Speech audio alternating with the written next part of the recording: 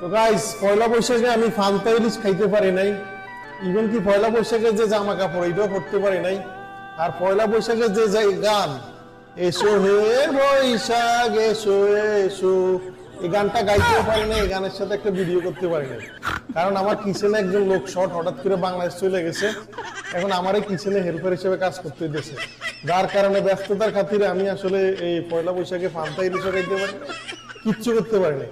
এখন আপনারা বলেন আমার কি বাঙালি তত্ত্ব মানে বাঙালিত্ব আছে কিনা, বাঙালির খাতায় আমার নাম থাকবো কিনা।